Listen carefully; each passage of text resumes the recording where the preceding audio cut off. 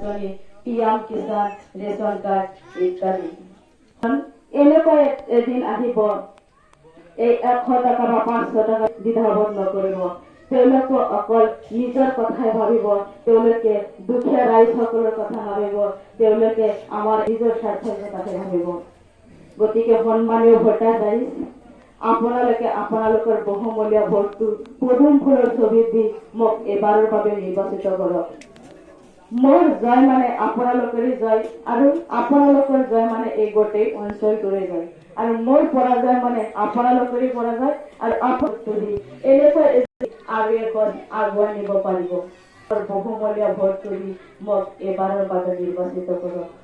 সন্মানীয় ভোটাৰ ৰাইজ, বৰ্তমান সময়ত চেয়াৰমেন মেম্বাৰসকলৰ ঘৰলৈ গ'লে তেওঁলোকৰ ঘৰৰ দৰজা বিচাৰি পোৱা নাযায়, কিন্তু মোৰ ঘৰৰ দৰজা পাই আপোনালোকে পদুম ফুলৰ ছবিত ভোট দিয়ক আৰু মোক এবাৰ। সন্মানীয় ভোটাৰ ৰাইজ, মই আপোনালোকক কেতিয়াও মিছা প্ৰতিশ্ৰুতি নিদিওঁ যে মই নিৰ্বাচিত হৈ আপোনালোকৰ ঘৰ কৰি দিম, বাৰী কৰি দিম, 3 মহলীয়া অট্টালিকা কৰি দিম। আৰু মই এইটো মিছা প্ৰতিশ্ৰুতি নিদিওঁ যে মই নিৰ্বাচিত হৈ এইটো কৰিম, সেইটো কৰিম, হেন কৰেগা, তেন কৰেগা।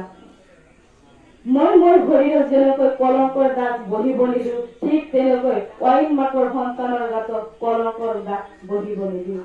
সন্মানীয় ভোটাৰ ৰাইজ, আমি কিছু পাবলৈ গ'লে কিছু হেৰুৱাব লাগে। আমি অকল চৰকাৰৰ পৰা এইটো বিচাৰ কৰি থাকো, চৰকাৰে আমাক অৰুণোদয় থাকিব। আপোনালোকে দলে বলে প্ৰকাশ্যভাৱে ওলাই অহাৰ বাবে নিৰ্বাচিত কৰক। তেতিয়াহে আমি চৰকাৰৰ ওচৰত আপোনালোকৰ যিকোনো